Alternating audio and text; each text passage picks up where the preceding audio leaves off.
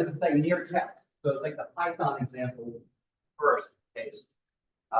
We will behind the scenes go and hit OpenAI for you, get the vectors for the Python in this case, and then shove it back in to the actual query right there and then run it for you. So again, you don't have to do a whole lot of heavy lifting just to do things that really should be simple. The other thing we've done is what we call dynamic RAG analysis. And in this case, we have queried Milvis, getting the answer set back, and we're starting to format the result. Okay, so we start formatting the headers, and that's what this is what we eventually see. We format that much.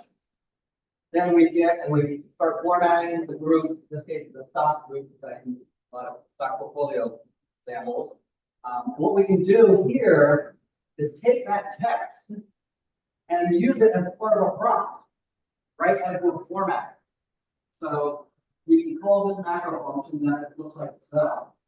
So comment on the stock diversity of this portfolio, yada, yada, yada. Take that text, append it, give it to OpenAI. Okay, it does its thing, comes back with some commentary, and just include that right in the result. But this is like so simple, you can do RAG, like a one-liner macro, literally. And you can include this. The backend can be public LLM, private, doesn't matter, it's just an way. Most of the APIs are fairly standardizing around OpenAI and flavor. There's really only two, it's either completion or embedding. The other thing we did was provide interactive RAG. So just ask AI. So that will, like on there, we could be looking at a result and click there, and we can just simply say summarize this and indicate, well, how about all the pages summarize, right? Voila, we hit OpenAI in this case, and the data includes information on 3 articles, et cetera, et cetera. So being able to use RAG on the fly at the end gives you a whole lot of flexibility to do AI stuff. So one of the side benefits we got through developing a SQL interface in our world is that some of our tools, of the like 10 different tools, some of them can automatically generate the query for you. So we hook things up so that this is query by example, where you literally like type in stuff and it'll formulate the query for you based on whatever the database is. In this case, we chose Milvis as the backend, but we're generating the SQL, and then again, we'll do the covers, convert that into the raw JSON thing. So type that in, you nicely get this, hit the go button, and voila, there's our answer. But you don't even have to know a query language, summary steps. We'll do it for you. The other thing, this is pretty common now for pilots for most of the databases out there. There are a dime a dozen. So we've done it also with the Milvis world. And again, so in this case, we have a quick setup of one standard Milvis databases out there. There's also medium articles we saw out from before. And we typed in, find all the items with the color starting with red, using SQL syntax, use the table name of quote, quick setup in the SQL. We hit OpenAI, we send the prompt over, and voila, it says, select start from quick setup where color like whatever. Now, our experience with a lot of the LLMs, you need to sometimes handhold them, and then they just go down in some bizarre direction. But they get you sometimes in the right area, and then you edit it and fix it. So trying to get like the near text, I don't have an example of, it took a long time, and then eventually just gave up. We hit Anthropic, we hit OpenAI, we hit the Azure, hit Bedrock, and none of them, even though we banged on the head, they use this near text function, it still didn't quite get the right thing. So your mileage may vary with the types of prompts you enter, and also with the depending on what LLM you use. So this is where we're at. If you want information on us, we're here. Milvis does have several types of offerings. The free cloud is very nice. There's sample data that's really, really nice to use, the quick setup, and also the medium articles. There's an online console. There's a lot of tutorials as well. So just take advantage of them. Some of them are new, some of them are Python. Pick your language of choice. We found it really quick and convenient to do and really get the value of mill this up and out, and then be able to embed whole Gen AI and vector databases within the application. How are we doing on time, Tim? Oh, you got a couple minutes. Okay, so I'll just, I haven't live, we can do that offline in the interest of the time. Are there any questions on anything I very quickly covered? Okay.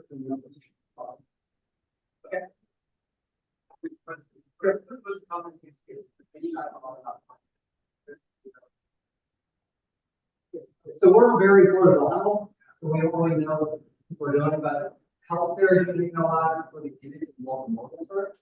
A lot of people are doing multimedia entertainment in the world. It really runs the gamut.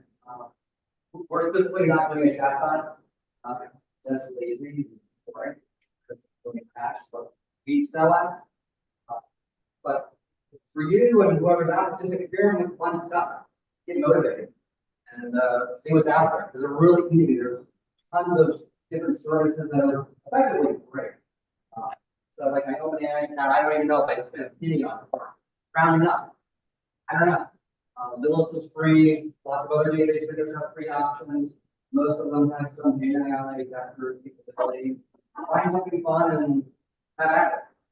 Learn. That's the way to do it. And also, a lot of them have Discords or equivalent. So just ask the community. They're really good about answering. Go from there. Okay. Anything else? Anybody else? Yes. Curious, do you have any competitors? Oh, no, zero. So our typical competitors would be the legacy SQL tools, which are basically clueless about vectors, let alone the query engines. The developers themselves are competitors. We're trying to help them. Like, do you really want to write a reporting engine? The answer is no, unless you're insane. Do you really want to write a database? No, unless you're insane. So there are some SQL gateway like things that I don't know who actually wants to build this directly. But like a certain other database across town, the first three, they have a SQL connector, the I connector. And with that, you can get to your data, but the more you use JSON with embedded documents and embedded arrays, most everyone wants to just flatten the answer set because there's SQL. It has to be flat, it has to be homogeneous. So what happens to your answers? It just explodes. You embed a document, it explodes. Embed an array, it explodes and move on. So you start with what should be, like in our world, we get a document, whole thing back, and it's embedded JSON. This is perfectly fine.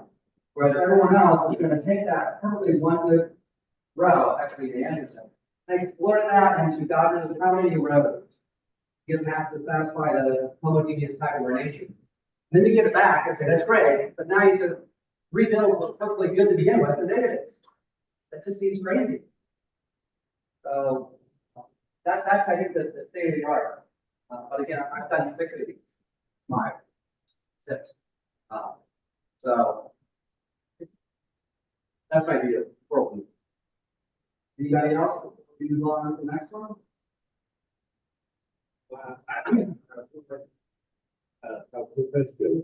So what is for because you have to report, so when you in finance they ask for very accurate number. So when you use AI, they actually use scenarios. So well, yeah, your knowledge may vary, and there's a big disclaimer, right? Those things can happen, and so we probably can have the accuracy. Oh, they would people have to check out themselves. I think use for it. right. So there's some services now that are being offered that are like guardrail services that will try to sanity check the output of one LLM. And sometimes they'll go and take that out of one LLM, feed it into another one, and, give the other one's opinion to then render a verdict on whether that first LLM's output is reasonable. Yeah, but you probably use the calculator. So I use them, they do the calculator. When they do it for themselves, they have to do it. Ideally, yeah. They do that. Do this, second step is actually, because they are, the model, they actually have to when you. So when you use the promote is actually, when you change the model, the promote is actually. So how do you actually use it? How do you actually adapt to that? So we don't. It's up to the client's burden to bear, right? We're just interfacing with the LLM. And, a good example of what you described is the LLM learns stuff and it's a legal level, right? In January 1, there's a change in the law. It unlearned all these things, what would allow prior to January 1 is suddenly not allowed, or vice versa. And there, again, others out there approaching small language models and large language models that are addressing the how to keep it up to date and keep it factual without hallucinating.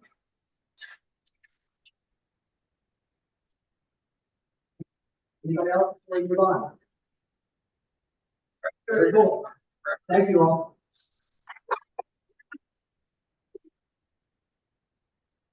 Okay, next up, we have a very interesting talk from Andy here. So, connect to the lecture.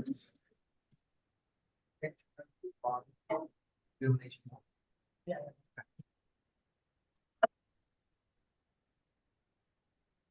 Make sure you stop.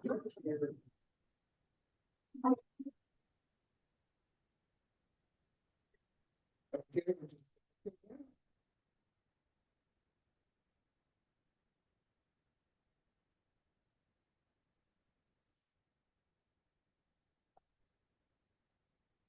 Do you have, you got Zoom up? Yeah.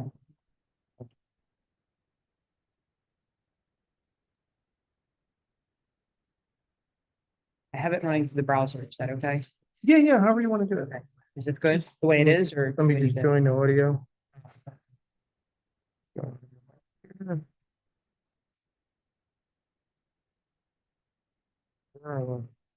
Share your screen. Oh. Get permission there.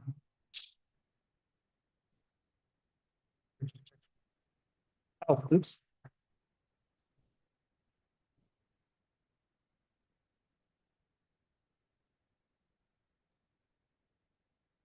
Get the audio, maybe we could get the audio from mine. Why is it saying that? Because you change your permission. Until it is quit. Yeah, just. I guess I need to go back into it. Yeah, that's how. Yeah, that's okay. It's not a big deal. Slide. I have the.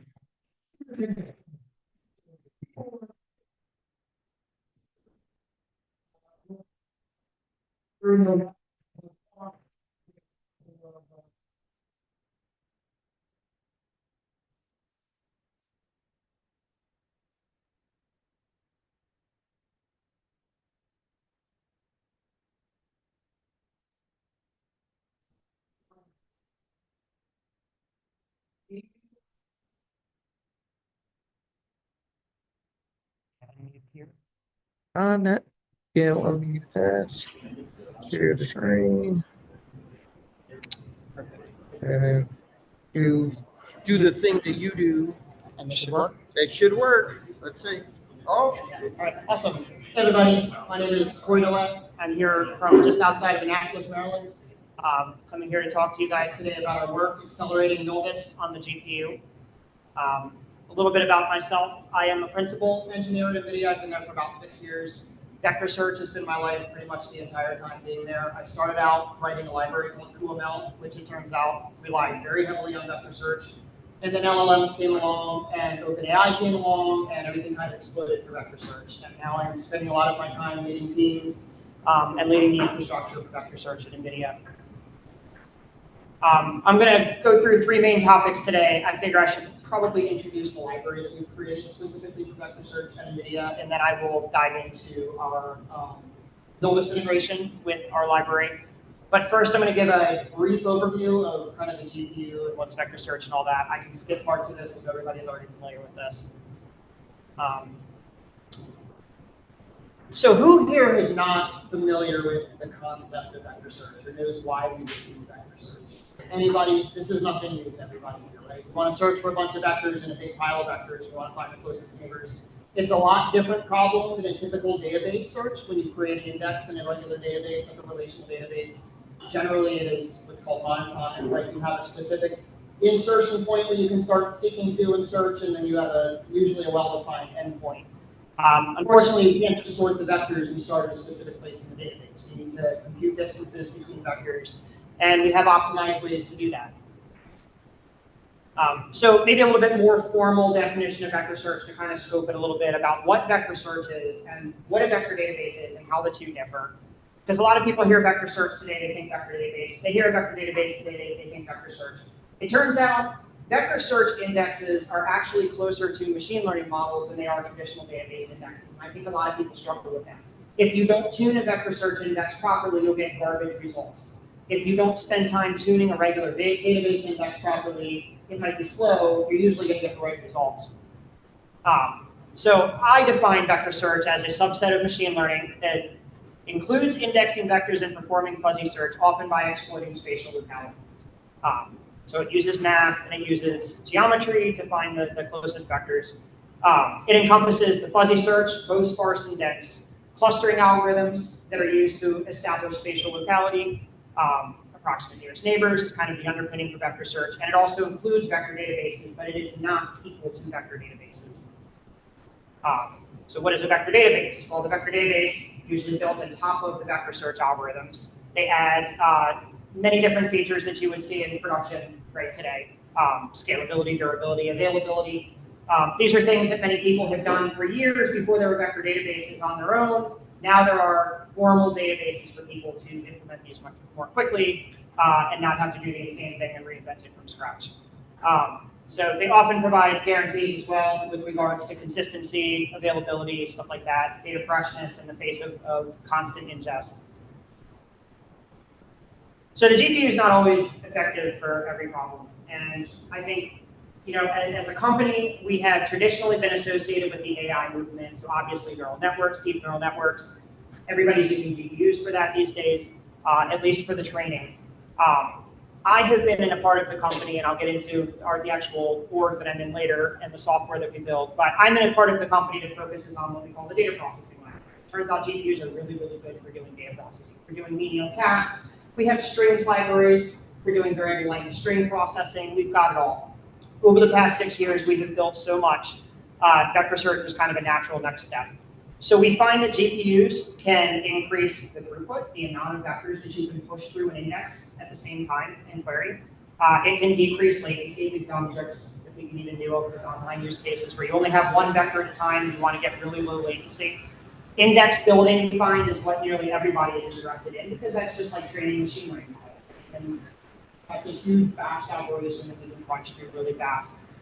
What a lot of people don't know is that in the cloud, especially, we can lower costs, right? And since the index building can have a well-defined beginning and point, right? You can allocate resources for what you need, and then you can give those resources back when you're done and save some costs.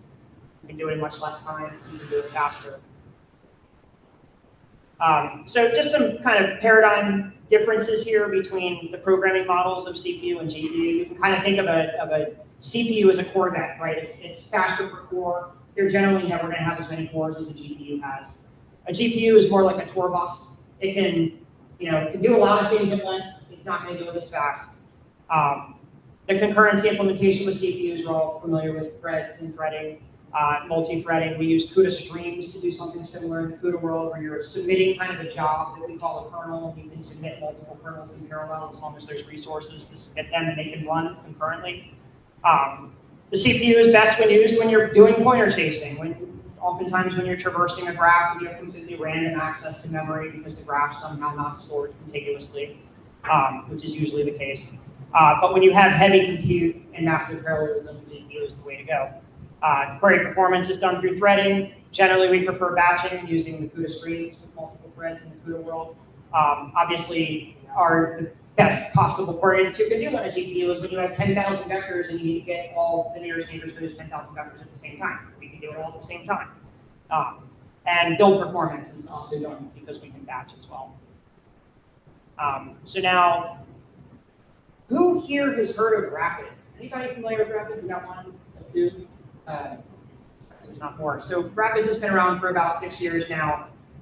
It is our GPU accelerated data science ecosystem. Rapids is huge. It's very important to us at NVIDIA. We've gotten a lot of mileage out of it, even internally. We're seeing a lot of increasing community.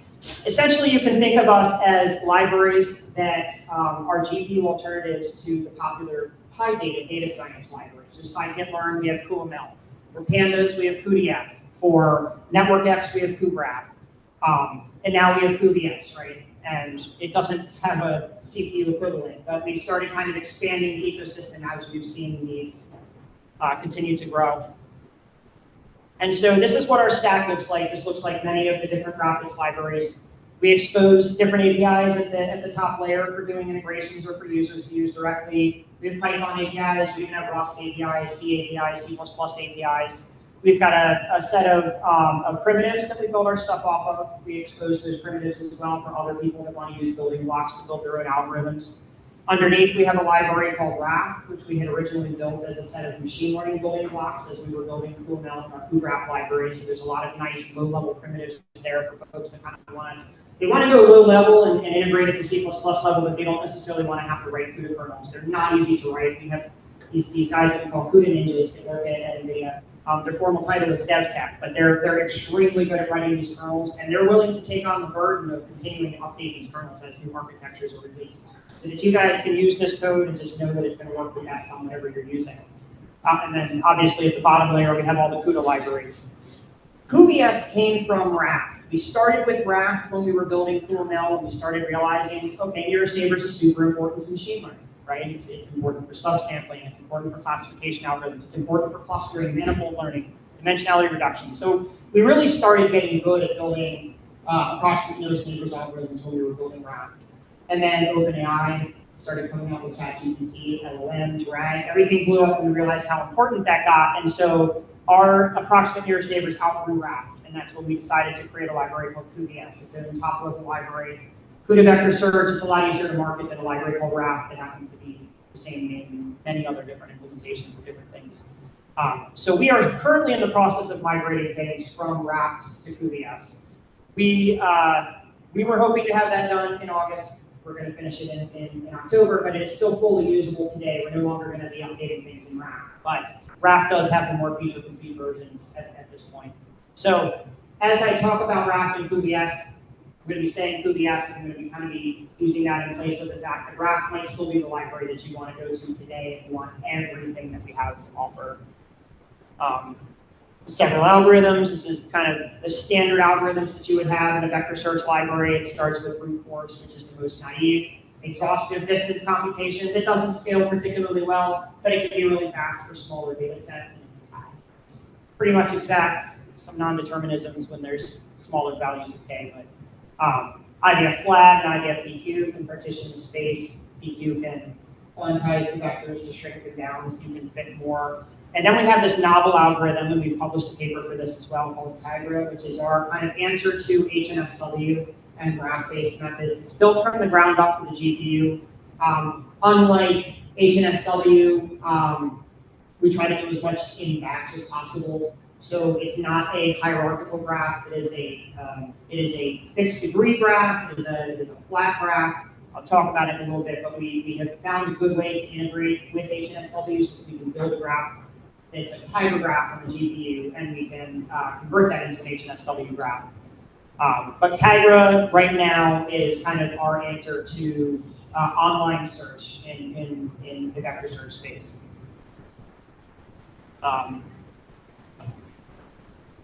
So Kaggle is good at both large batch and what we call large batch. This isn't usually a thing, right, in the CPU world. We talk about large batch, we mean literally submitting a bunch of vectors at the same time, which if I need to compute a clustering, or I need to do manifold learning, many algorithms in QML do this with offline search. I've got a million vectors, I need to compute the nearest neighbors for them. This can crunch through those, but it also excels at that. I have a single query kind of trickling in, I need to find the neighbors really fast. I linked the paper there if you guys want to check out the paper. It just recently got published. So a few benchmark numbers. We like showing benchmarks every year. We're constantly running benchmarks, so we always have something to show. But we like showing these, multiples of tens of speed up. Speed up obviously is important if you consider the recall level, right? In research, you want to know how accurate that model is going to be. I can give you numbers all day that say something like 500x, but if it's about 0%, so we tend to target these kind of buckets, 90%, 95, 99%. I didn't know that was on the screen. And so you can see here, we're well into the millions in our searches. This is for doing 10,000 vectors at a time. So we call this large batch search. We can just crunch through this faster. We've given HNSW every opportunity, multi-threaded. We're using HNSW lib in this particular implementation. So large batch, no contest. Small batch is a little bit more challenging, and that's really where we fine-tuned Kaggle so that we could parallelize as much as possible along the way. Try to make a little bit faster memory access with some tricks. Parallelize the distance computations as much as possible. So we do see some latency speedups here. Not quite as massive as the high batch, but still nothing to ignore. It's a little bit harder for most folks we're finding to justify deploying the GPUs for search, unless you do have high volumes or unless your latency is extremely critical. And there are different types of workflows where they are, ads pipelines, for instance, or stock pipelines. And so one experiment that we were doing was, hey, can I have a mechanism that would allow me to submit queries in multiple threads in what we call CUDA streams so that I can do all of these queries in parallel, but not have to submit them all at once. So this is kind of mimicking a typical deployment scenario where you've got queries kind of trickling in, but you want to make sure that you can fit within a certain latency budget.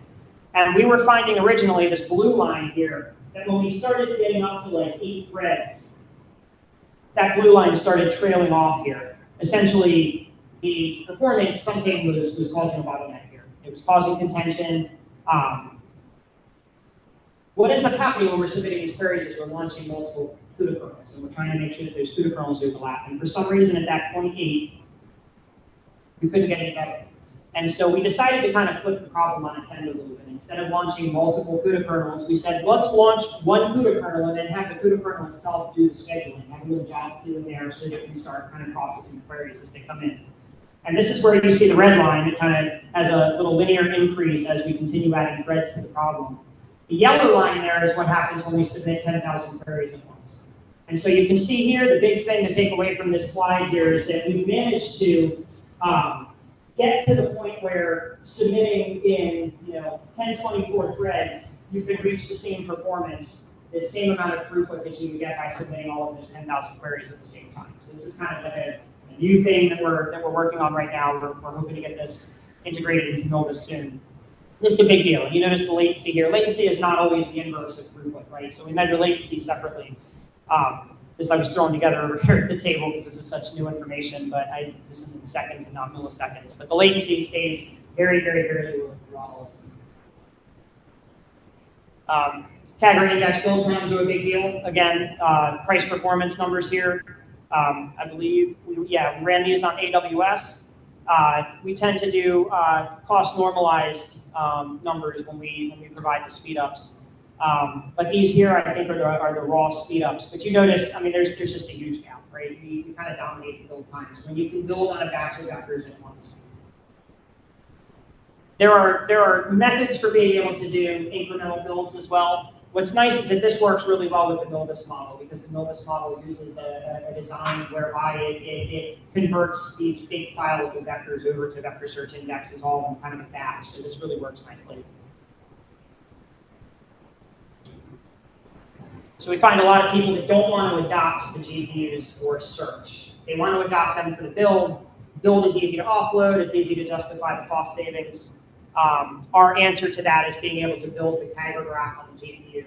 And then it turns out these graph-based methods, as long as they're navigable enough, hierarchy really doesn't matter. Hierarchy allows you to add vectors quickly. There's some research that was published recently that kind of talks and debunks kind of the idea of hierarchy doesn't really work after 32 minutes. It doesn't provide a lot for you. Unless you want to add vectors, then you have insertion points. So here you can get the best of both worlds because you can build a graph in Kaggle. You can convert it to the HNSW on the CPU, and then you can search that through HNSW. And we're finding actually, because of the hierarchical difference in the navigability, this green line here is the Kaggle graph. And you'll notice that sometimes we actually get better throughput when we're searching the Kaggle graph on the CPU using HNSW than we get with HNSW. So that was a nice find there. And we don't always see that. We see it in higher dimensions. We've recently released a modification to Kaggle that we call Kaggle Q. It's an option in Kaggle if you're using QVS. Kaggle Q essentially compresses the vectors in the graph so that you can store more vectors on the computing device, the GPU, at one time. The other vectors end up getting offloaded. We do a refinement step so they still have to exist in RAM. This actually works really nicely with our Grace Hopper hardware too, because we have what we call a chip-to-chip link, whereby we have an extremely high bandwidth between the host RAM memory and the device memory. And so this is able to take advantage of that. There's a GTC talk all about this if you guys are interested in learning more. It's a great talk from my colleague Akira. Now about Milvus and QVS. So this is the standard Milvus 2.0 architecture. We made some really, really complicated changes to it. You ready? So we basically accelerate the queries and we accelerate the index build on GPU. Now, being released very soon, I believe, is the capability to index on the GPU and then deploy to the CPU for search. I think that's going to be in 2417, I think.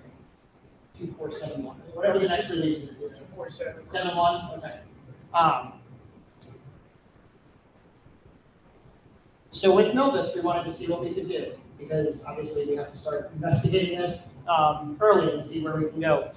We wanted to see how high we can push this. And this is a common thing that we do at NVIDIA. We do these weak scaling benchmarks. And this shows us how our algorithms respond to increased data load while you're increasing the number of processors. It's kind of a complicated thing to reason about. But essentially what we want to see is this green here.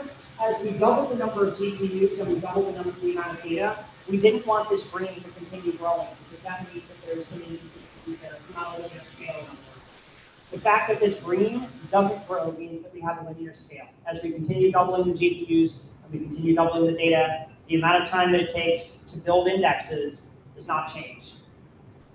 The gray here, ingest, we didn't double the bandwidth, right? We didn't double the disk bandwidth. We doubled the number of GPUs. And so that gray there is kind of meaningless here. But this linear scale here that we're seeing allows us to project. Now, we see here, this was about a 20x speed up. Okay, and that's going to mean something later because we use that to actually project because we didn't have time to wait for the CPU to actually run the algorithm. So we use a speed up that we get here knowing that that's a linear scale. We did some weak scaling also on AWS to show that we could. This is using Milvus. And you see this index creation time. This is, I ingested a bunch of vectors into Milvus without an index. Okay, I ingested all of my vectors and it took this long to get all the vectors in there. It's 80 million vectors by 1024. Then I said, now create an index. And we measured the amount of time that it took. So on the CPU, this is the amount of time that it took. On the GPU, this is the amount of time. And we're not done there, right? I mean, what this exposed to us is that the disk I/O and network I/O are not the bottleneck. Before we turn the GPU on, they're the bottleneck. So that's the next thing we're getting to. But you know, ultimately, when we do things in cloud, we have a price that we can associate this. So now we can measure price performance, right? So when we measure the CPU against the GPU, one way we can say this is that we build indexes 21x faster at a 68% higher cost. If we normalize the cost, then we can say that we still build 12.5x faster. Right? If we say that the two things cost the same, we're still getting it that much faster.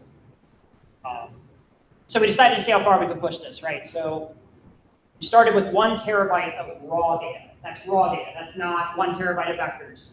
We wanted to kind of simulate what a RAG flow would look like. We're very interested and intrigued by RAG in video right now. So everybody's talking about RAG. It's like the only thing coming out of most people's lips. So we simulated this by taking 1 terabyte of raw text. It's a lot easier to say I have this footprint of documents. Now I want to turn that into vectors than it is to say I have 1 billion vectors. That's meaningless. What dimensionality vectors, right?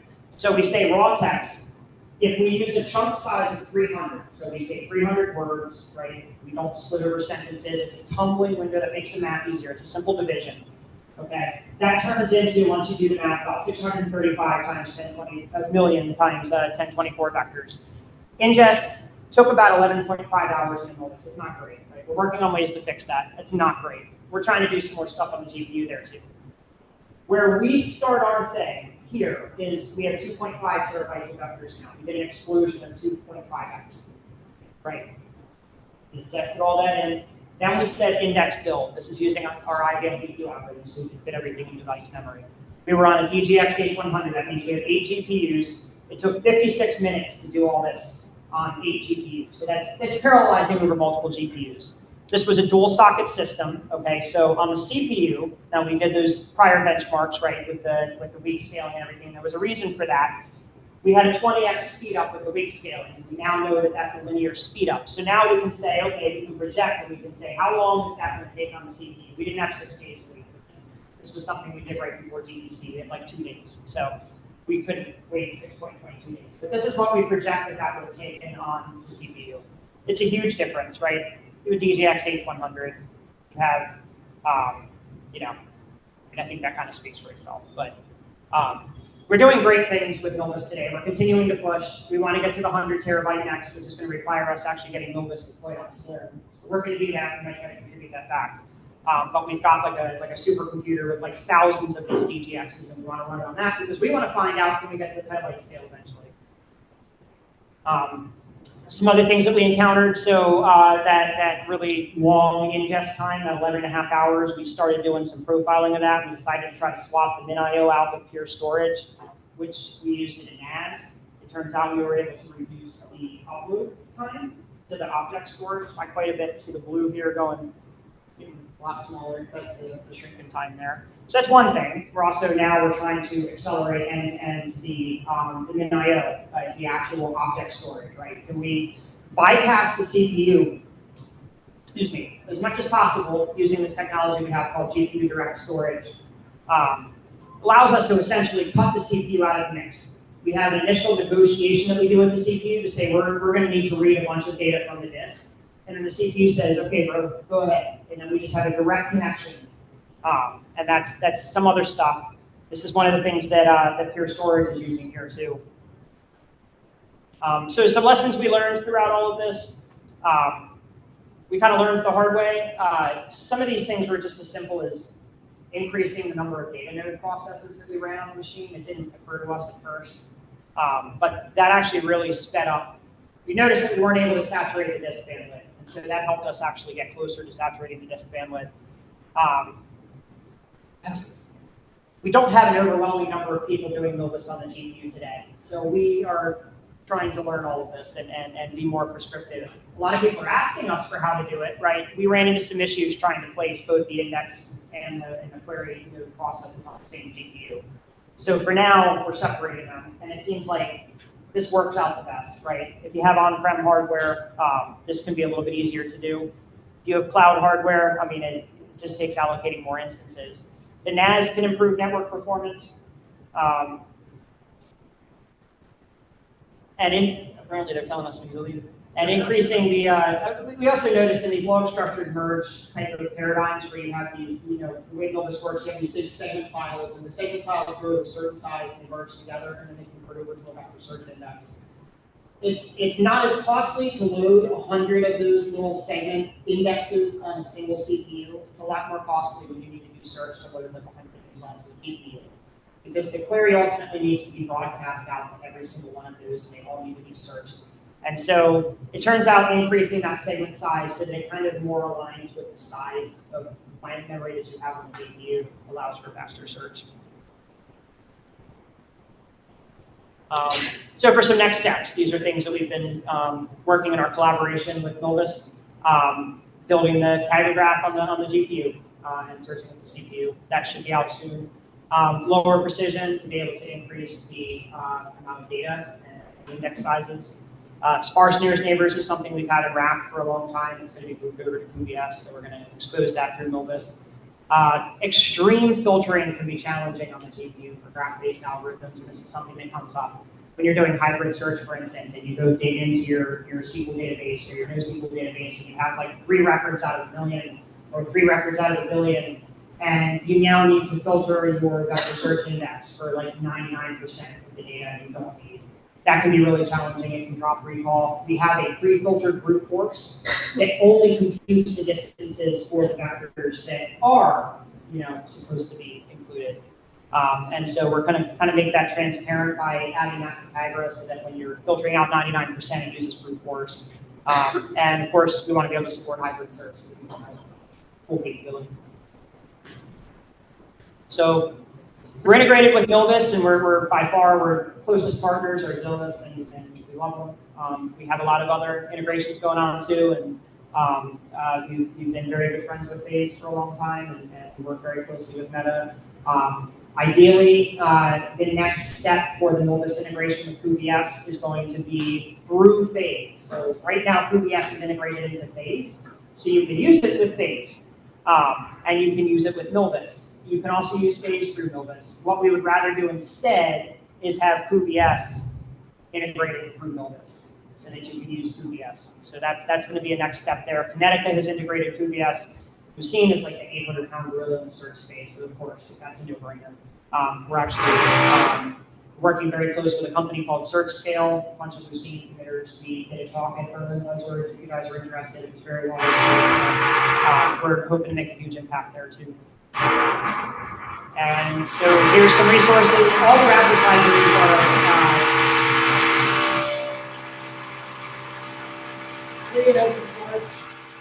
Paxi 2.0 license from GitHub. We love hearing from users in the community. So if you guys have, you guys use our software, or feature requests, you just want to come chat about cool things that you know, we'd love to hear about it. Come give us a star. And yeah, that's it. Thank you, everybody. You want to get the rest of it? How do you think lower precision is going to affect your stuff? Gut reaction? In terms of accuracy, Yeah. I think it depends on the precision that you need. Because for instance, an image, you can get away with like 8-bit, right? Yeah, that's the point. Yeah. Right, and you don't suffer any accuracy loss. And I think images are like a big use case. There's other ways that you can make up for the precision, right? Where if the goal isn't necessary, so there's 2 things that you get from lower precision, right? There's the benefit of doing vectorized instructions on the lower precision hardware. And then there's the ability to process more data. If you care about more data and you don't necessarily care about the mixed precision of having to do lower instructions because you want that precision, and you can do that too. Yeah.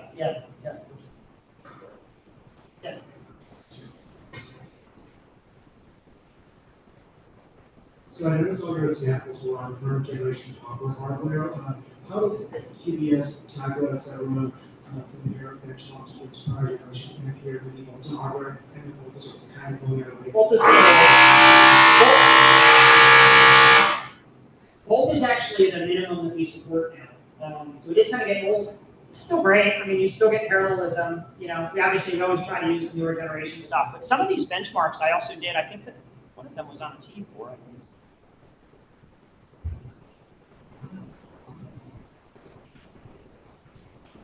Yeah, there's definitely still benefits, but I will say too, like we're having a conversation with Google, right? And like they saw a blog of ours that was on H100 talking about how we have like significantly lower latency at single query at a time in HNSW.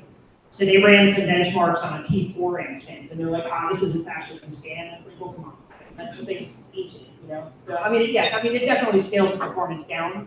But I think when you compare to like cost-wise to a CPU in kind of the same price point, we tend to find that the GPU can be used faster still.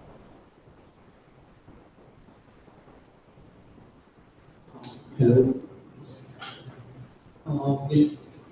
Thank you for this talk. And I just wanted to ask if this documentation will be available to us because I saw a lot of links available in the resources. Yeah, They seem to be clickable links. So will this documentation be available to us after the session? Absolutely. Alright. Yeah. Thank you. Anybody else? All right. Thanks, everyone.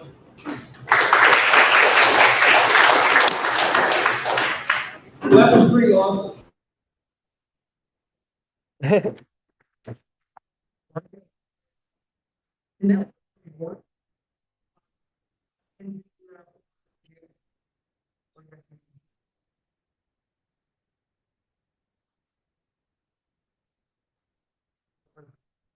Oh, we've had a lot of requests for that in the past. Hard for us.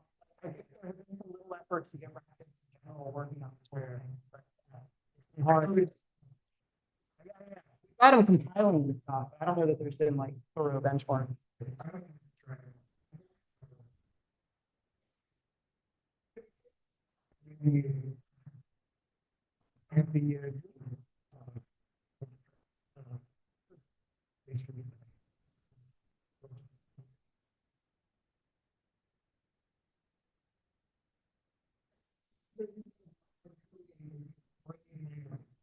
Recipe for disaster, but I'm here for it.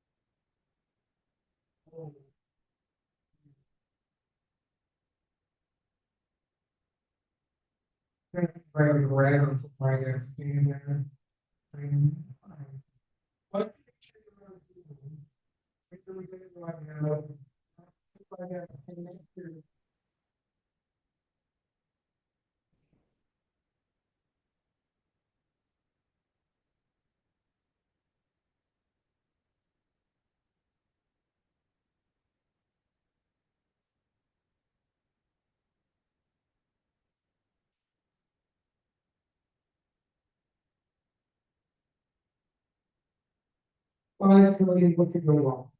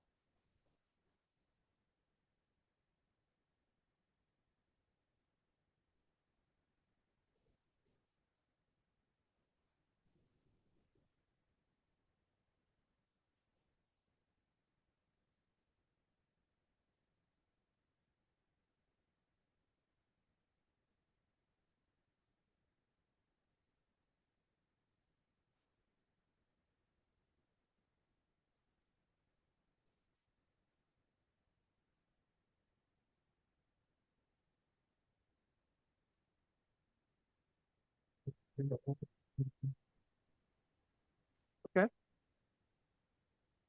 It looks like it's working. I'm seeing it on my computer. Cool.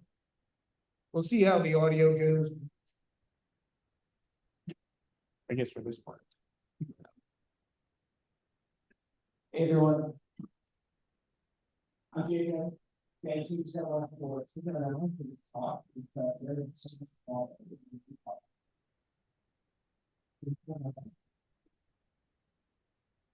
I think it's one that, connecting the data and then. So, in general, the world is dominated by data is used to review applications and that problem to reading out the company, the project, all trying to. So,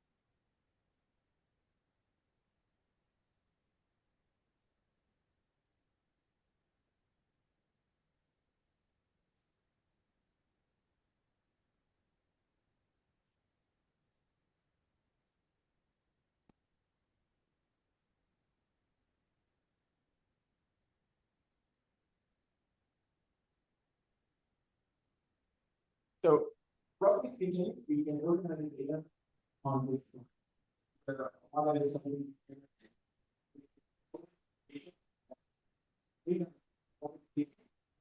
Something.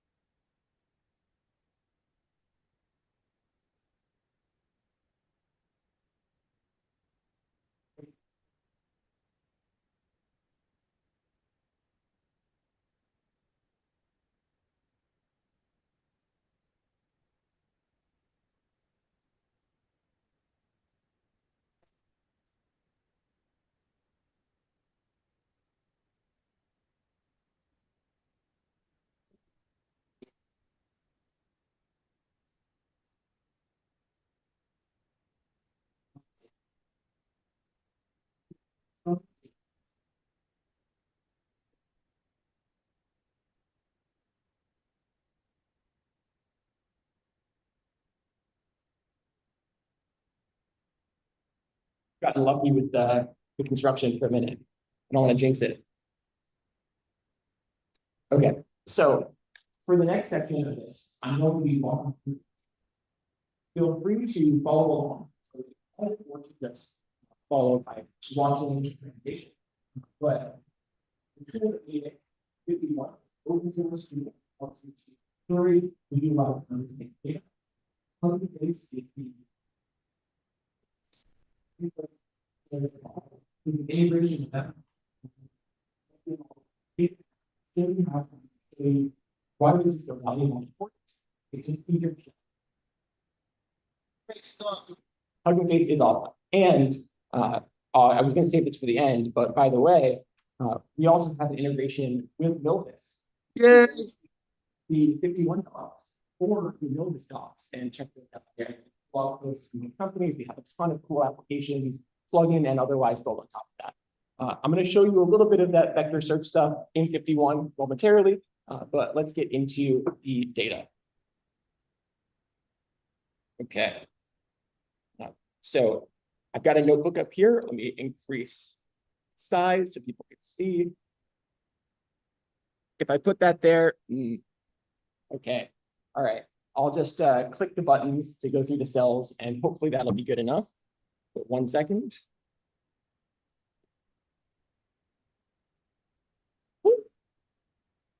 Got too lucky. Okay.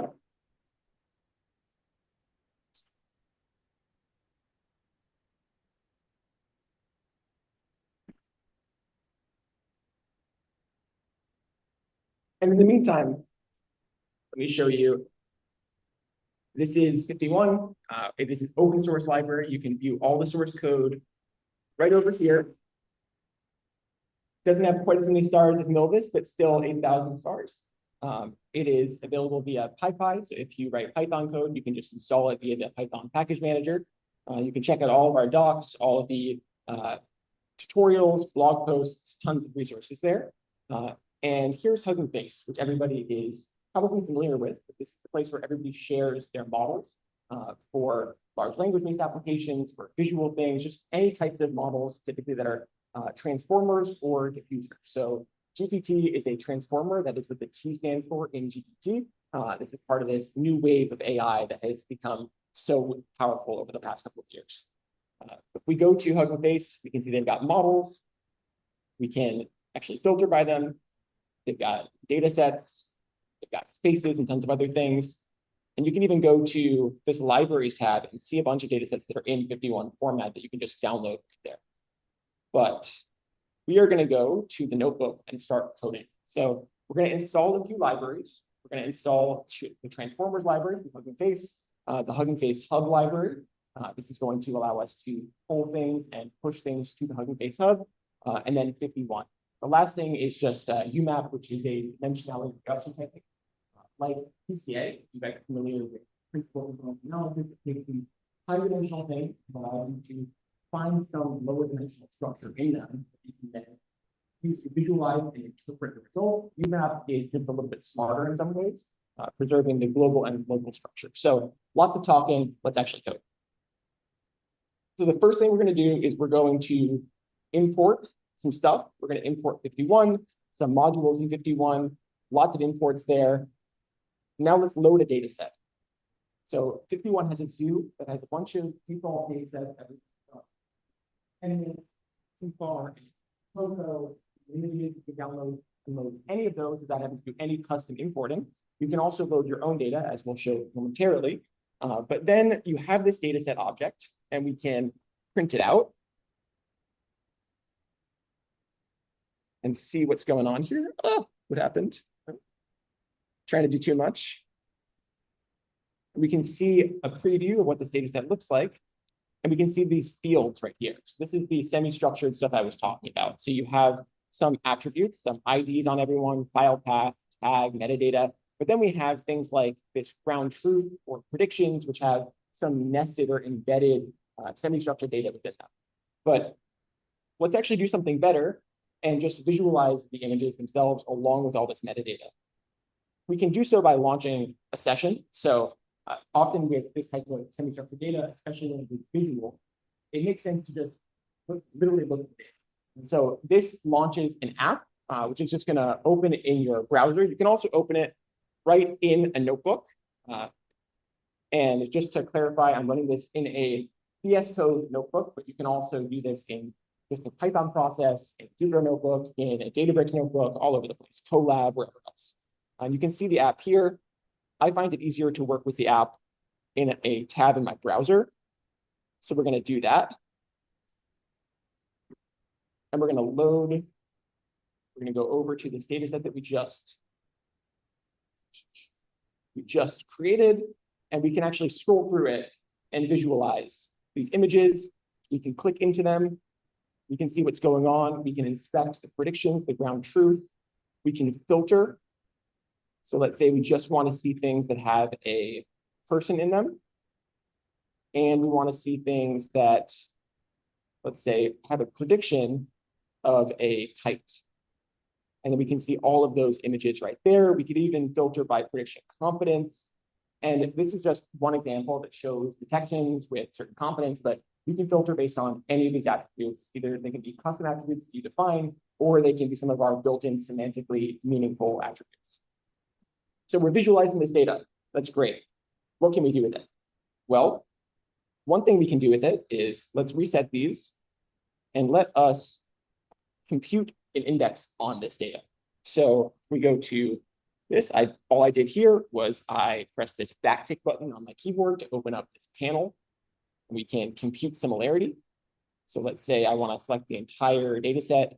I'll just do clip, call it clip sim. We're going to use a model. So let's use a clip model here.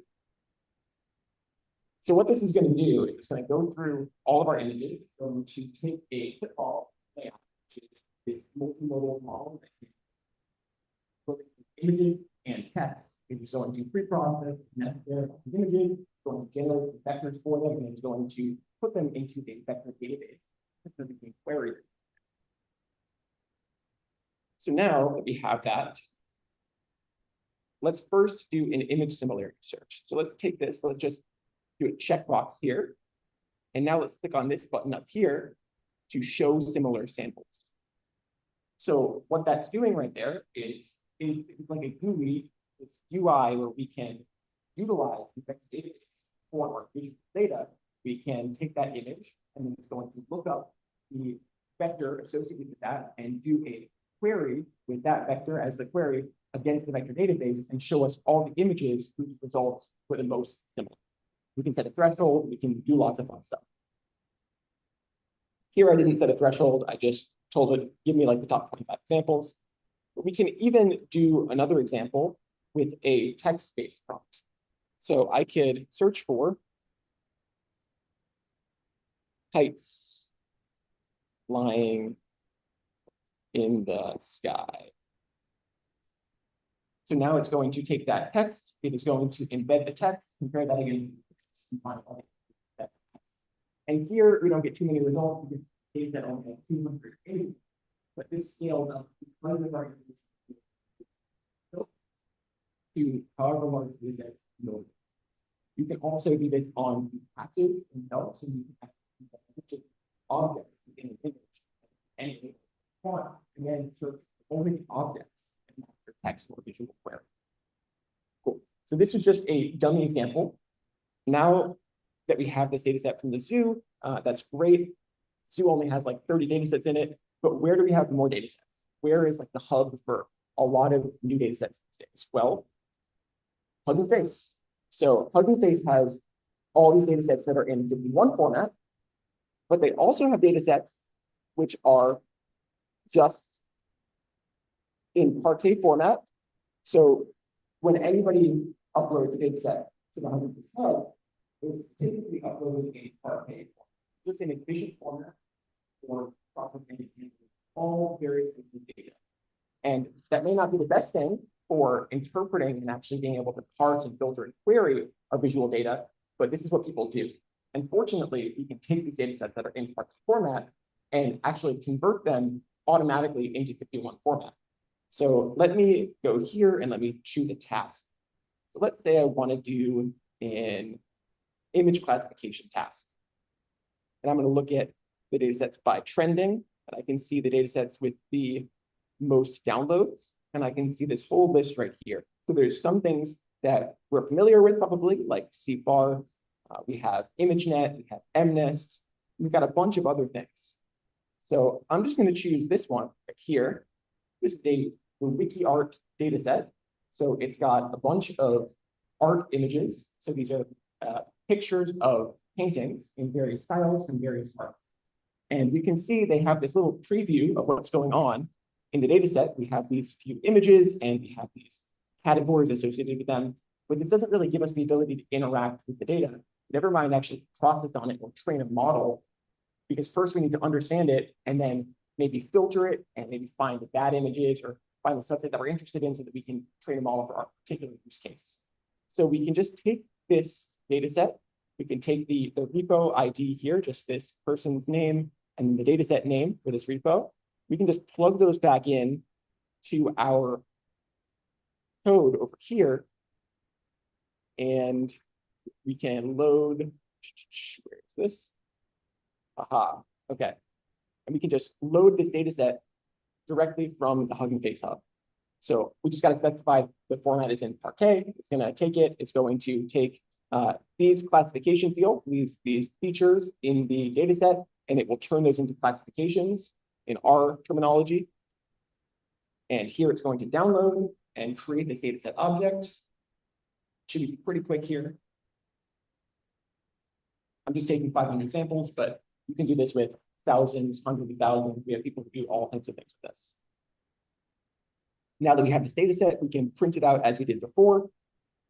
We can even inspect certain elements of it and look at what the structure looks like. And we can see this taxonomy. We have these classifications. This one was actually painted by Vincent van Gogh. This one is a realism and landscape. We can look at the second one. We can look at any we want, but we can also just go back over to the 51 app and visualize it as we did before here. So now we have all these images, and not only do we have images, we have all this metadata associated with them. So I can like filter by artist. I can filter by style. None for that. Let's see, a couple for this. I can see all of the images that were realist and were painted by Vincent van Gogh. So now I have this ground truth data of sorts. Maybe I want to filter it. Maybe I want to just select images that are painted by Vincent van Gogh, or maybe I want to do something else. In this case, actually, I want to apply some models to the data. So Hugging Face has all these models for lots of different tasks. And we can do things like take one of their classification models and apply it. And if you were just to apply this in a standard way, you would have to go through this whole rigmarole to take your image, to go to the page, pre-process it, to make sure that you're not propagating all the gradients, and then you would get your results, then you'd have to post-process the results, and you do this for all of your images, and so forth and so on. This would change based on which model you're using, based on what task you're doing, based on a lot of different things. But fortunately, you can just apply these models to our data sets without any issues. So we can just take this model, load it. So this is a model straight from Hugging Face, and we're just going to apply it. And here I'm just going to apply it to the first 10 samples in the data set. And now I'm going to go back over to the app. I'll hit refresh. And now we can see that we have these labels on it in this new field that we just created. We can even see the confidence in that classification. Now, this is just classification, but this also works for other things. So we can apply, for instance, a depth estimation model like depth anything, which has been very popular recently. So here I'll do this again just for the first 10 images, so it'll be really quick. And this is happening all on my CPU. If this were on a GPU, like an NVIDIA GPU, this would be far, far faster. So apologies for my slow nap CPU over here. But we'll see we have these images that we are running predictions on, we're running inference on, we're going back over. And now we should have this depth field over here. Yeah, so we can see the depth that it generated on our images over here. And we can interact with this depth map as well. So we can go back over and we can say, let's escape from this and let's do data set dot first. We can see the map over here in the heat map, and we can actually extract that. We could do computations on that. We can do lots of cool things. We can generate data sets from Hugging Face for other tasks as well. We could just take a detection data set. So here, I'm just going to take 500 images from this detection data set of personal protective equipment. And now let's load that in. So let me go over here. Let me actually just refresh and show you how you can actually do this from the app as well. And everything I'm doing in the app, you can also do via code. There's a seamless integration. So any change you make in code will propagate to the app and vice versa. And every operation that is happening in the app is just a wrapper around an SDK net Python. But we have these images now, we have detections, and we can do a lot of things with them as well.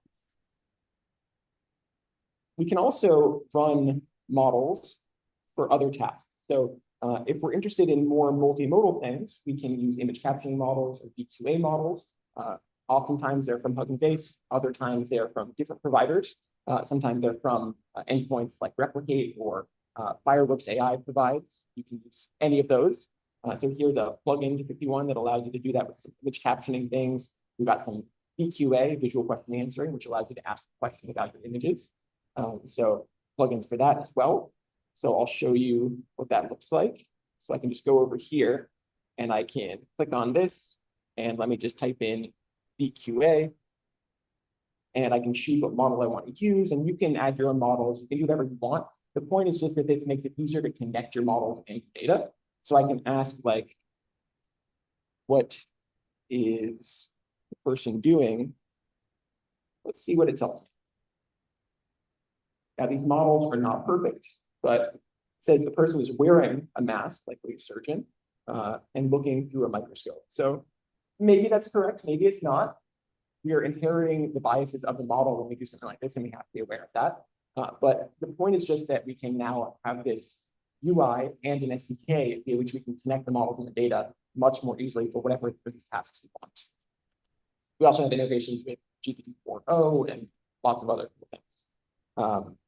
Now, I want to show you something else here.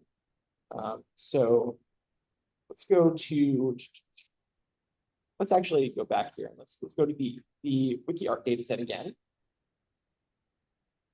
And we use the vector database with these embeddings that we generated to do similarity searches. But I mentioned at the very top that we were installing UMAP, which is this technique that allows us to visualize the data. So let's just take these embeddings that we generated and visualize the data.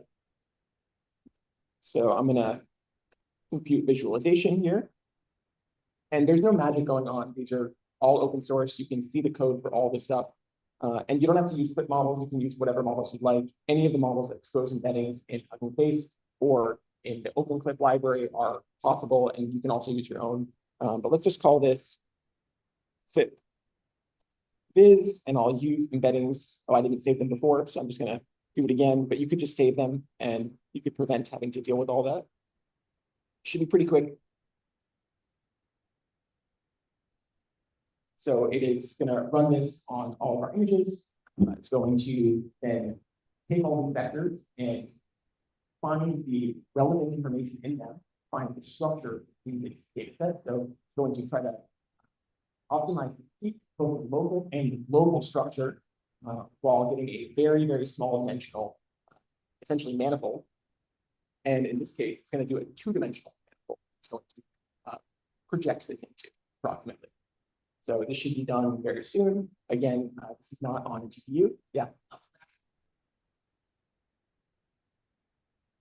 Amazing. So I usually SSH into a computer to run on a GPU, but there's enough writing on probability, and with live demos, you never want to take too much of a chance.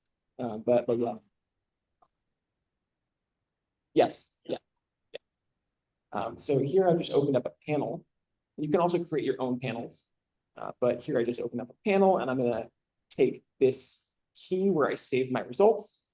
And now I can color by whatever's going on here. So to just explain briefly, I have this panel which has a 2D point for every one of the images in the data set. You can also do this for each of your objects or lots of other things, but each of these points is corresponding to an image. So let me actually just lasso select one of these clusters and we can see what's going on there. We can select a different cluster, we can keep on going. We can even color by certain things. So let me color by, for instance, the artist. We can see kind of how this clumps together or doesn't based on the artist or based on whatever category we want. We can also combine this with filtering. We can run clustering and then have the names. We can actually, using GPT-4o, auto-generate some names for each of the clusters and then project those onto each of these as well. There's lots that we can do here. But the cool thing is this gives us some intuition for why if we're going to run a semantic or a visual similarity search on our images, we would get certain results that we do. So I can say, where is this one? This one's over here. So if I take this and I run I've got a, damn it, I keep on forgetting, but I should have saved the embeddings and then computed a similar research based on that. And then we can see all those results show up over there. And it's not one-to-one because this visualization is in 2D, but the vectors are in this case, 512 dimensions. So it's not going to be perfect, but it should be pretty close. It should give some intuition. Actually, you know what? I am going to just do it. I'm going to compute similarity real quick. So apologies for this. Sim. So yeah, bear with me for 10 seconds while this computes, and then I'm going to show you how this corresponds, and then we'll do one more thing, and then I'll just show you a bunch of other resources, point you in a bunch of directions, and we'll be on our way. We've gotten pretty lucky with the instruction.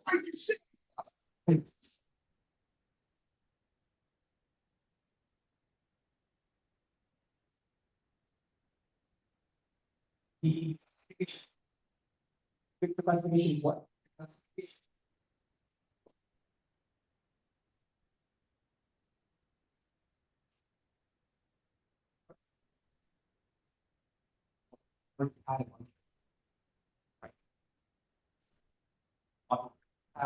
It has like 80 classes, or you have C or whatever other classes, it's set to those classes. If you train your own model, you can find classes, or you can use a zero-shot model and just specify your classes at test time.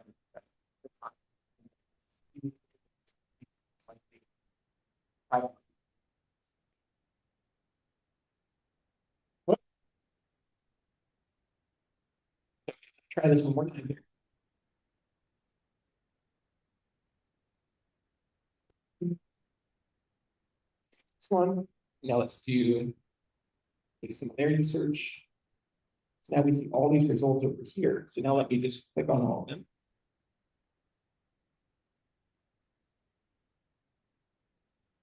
We can see where all of those appear in this visual relative to our image. Now we can also do something else here. So there was a mention in one of the talks about reverse image search. You can do the same thing here. So why don't we just open our reverse image search panel. And let me just choose an image from the internet. Let me just choose this one over here. I'll just copy the link.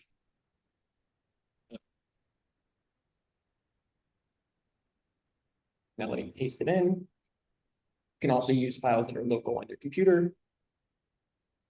Hopefully this will work.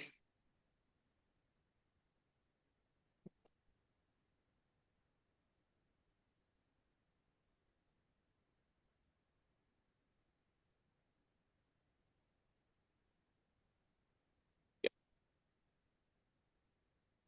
Okay, it should work there. So these are what it thought were the most similar according to this particular embedding model that we use, but we can use whatever we want. And in fact, I've got another example pulled up here. I've got generated dogs. So this is using Stable Diffusion, which is a model that takes your text prompt and it tries to generate the image that matches that text prompt. So I've generated a bunch of dogs. in the categories of the Stanford dogs data set. And now I can, as we were doing before, I can run an image search on this. Or can again open up this reverse image panel, and he wants to give me a dog breed to type in here. What did you say? Written. Brittany.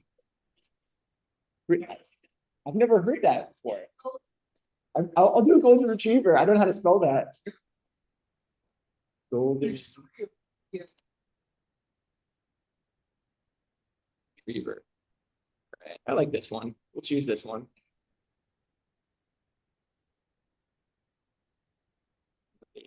Here. Let's see what shows up.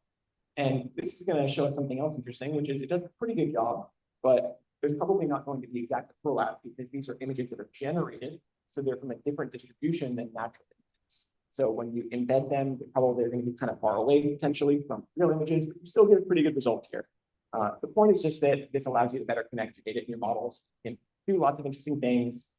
You can understand what's going on better. You can test out your models. You can visualize the data. You can train better models in the day. That's it. I don't know if that was the time. Was that time? Pretty close. Okay, cool. Yeah. That was pretty cool. Yeah. So lots of other things, text to image generation you can do, so you can actually generate those images directly in the contents of the data set. Zero shot prediction. You can use transformer models directly from a plugin in the UI. And when you're done, you have a data set you're comfortable with whatever results you want, with whatever subset you want. You can just push it back up to the hub. So we can just use our push to hub function. And then we can specify the name we want, specify whatever we want, and it'll just add it directly to your user profile or whatever your organization is on Hugging Face. And then it will appear in the list and everybody else can download it and work with it. So that's it. Here are some resources. They're in the notebook. I also have some resources here. You're gonna give us all, you can give them to me. Yes. I'm gonna post them in the Meetup. Yep. In the Lumen group. Follow-up email to show you the YouTube channel. Yep. The slides, source code. You're gonna get like, it's gonna be probably 30 pages. Great. So be prepared. That's not spam. You ask for it. If you don't ask for it, unsubscribe. So feel free to give us a star. This is a open source free project. You can follow us on LinkedIn. We just passed 10,000 followers. You can also try it out for free in your browser at try.51.ai. Tons of cool stuff. You don't even need to download and install it to give it a try. We have something called Voxel GPT, which allows you to do all this stuff just using natural language queries. We'll turn that query into the code to actually perform the operation on, build and query the data set for you. It's a really, really rich ecosystem of content, including our integrations with other partners in the open source community like Milvis. So I hope you enjoyed, and thank you.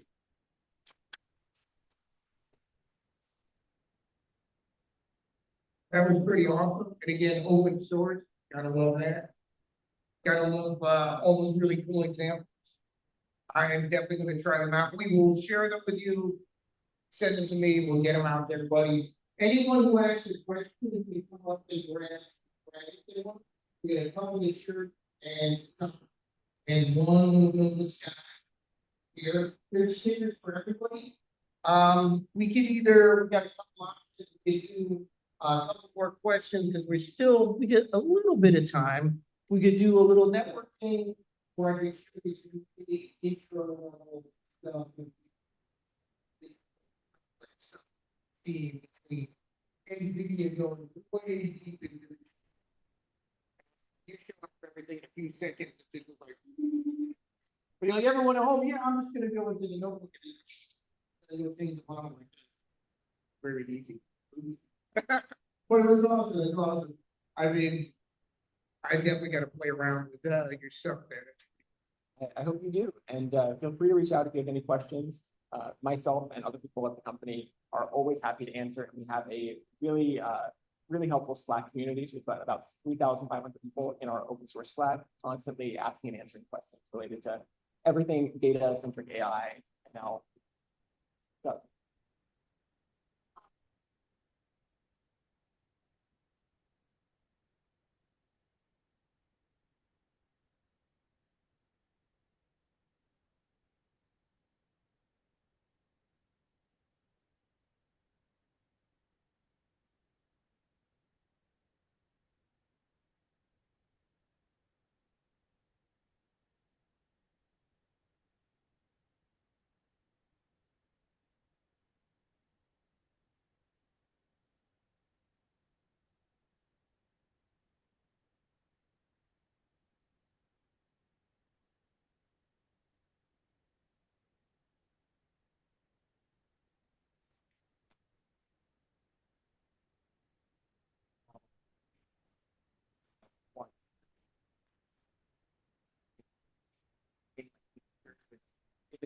Depending on what you big the model you're training, actually you down path, particularly if it's second to last layer, that layer, and just big seconds of space. But you should be able to.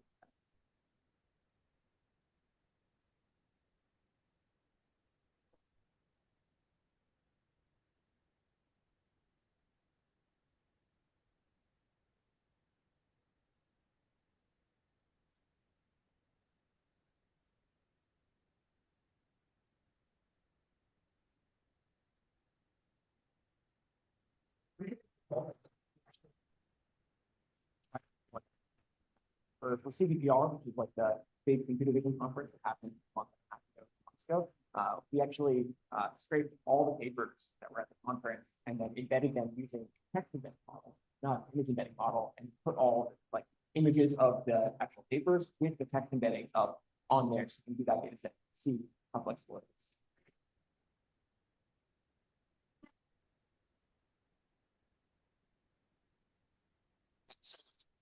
So you can add whatever custom attributes you want. I don't think we currently have like specific support for knowledge graphs built in, but if you want to build it, go for it. It sounds really cool.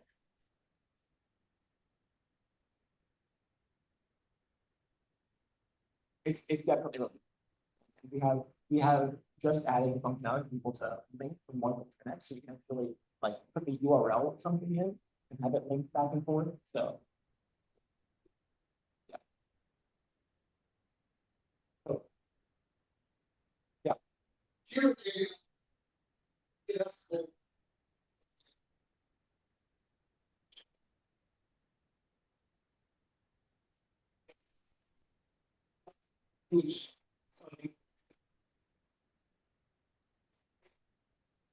Next year. Yeah.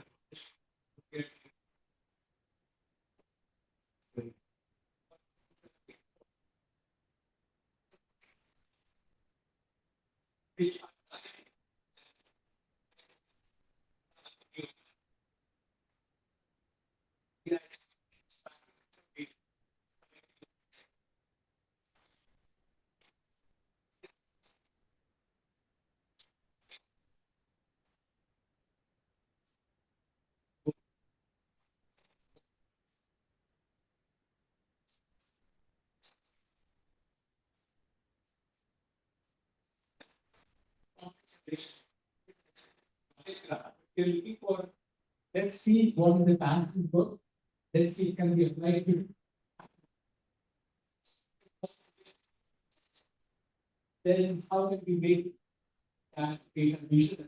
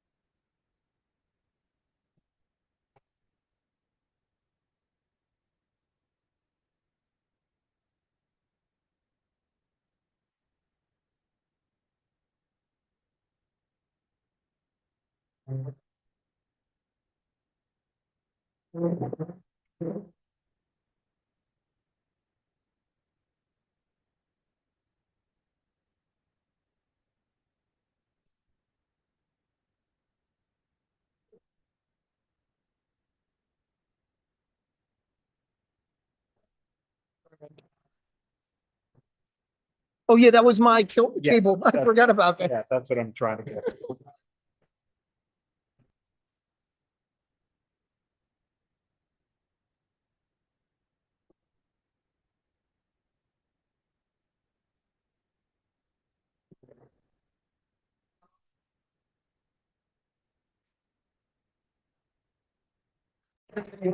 Thank you.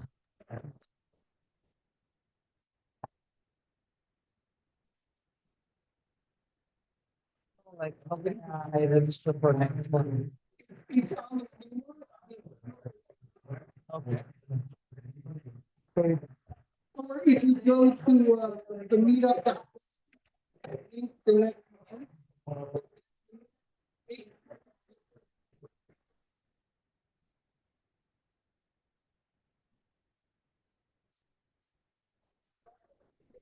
Okay.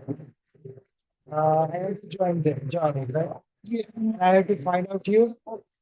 If you, I have to find out you, right? Like on Meetup. So my friend sent me the link and I just registered because I'm just kind of. Okay.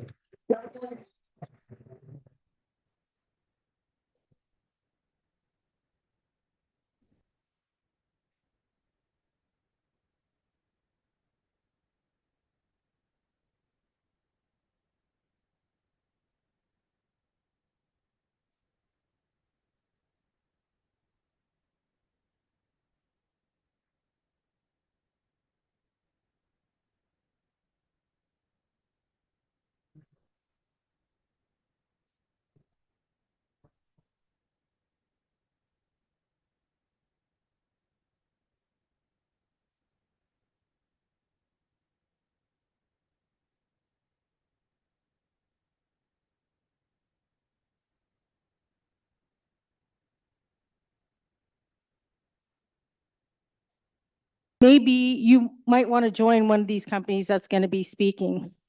And we've actually turned out, we've connected a number of people with various companies, either founders or employees. So there's a lot of great networking that's to be had at these events. So if you are hiring or looking for a co-founder, at the end of the meetup, I'll give you an opportunity to make that announcement. And also, if you do want to speak at any of these events, let myself or Frank or Sachi know. And always happy to accommodate. Just to give you guys a little story about how this happens, at our second unstructured data meetup, our first one was a disaster, by the way. We had like all of 5 people. But our friend Yi here, he actually was one of the speakers at that second one, and he's actually going to be speaking next month. And Shri, who's sitting up front, who's one of our speakers, he's from Intuit, and he just came up to me last month and say, "Hey, we're working on an open source project. I think it would make sense for us to talk." That can monitor the world. So just a quick recap on video understanding for those of you coming more from like text or image background. So what is video understanding? So this is a very quick slide talking about like the historical, evolution of the field. So video was first invented back in the late 19th century, and back then, to consume this medium, you have to manually watch them, right? And then like try to understand what's going on in the frame. When speech-to-text model was first commercialized in the late 20th century, now you can build this type of solution that can generate, speech, like basically transcript, right, from the video to like decipher what's going on in that video. However, the transcript can sometimes like very difficult to comprehend, and they sometimes disconnect from the visual information of the video. And since Lynette by Jan LeCun in late 20th century to like the early days of computer vision with AlexNet, MobileNet, etc. We've been building those type of models that is specialized on very specific tasks to generate like metadata or text. from the video. The issue here is like these metadata tags can, very shallow, and they sometimes cannot capture the full meaning or context of the video, and they can create like huge discrepancy, when you try to consume it. So this is like a hypothesis and what I see in terms of research direction for video understanding. So in the past, we built specialized model to solve low-level video persistent tasks. Think about detecting objects, tracking objects, recognize action in the video, instant segmentation, etc. At the moment, with the focus on like foundation models, we now can build model to tackle higher level of video understanding tasks. What I mean by higher level is things like retrieval, classification, question answering, capturing the type of tasks that require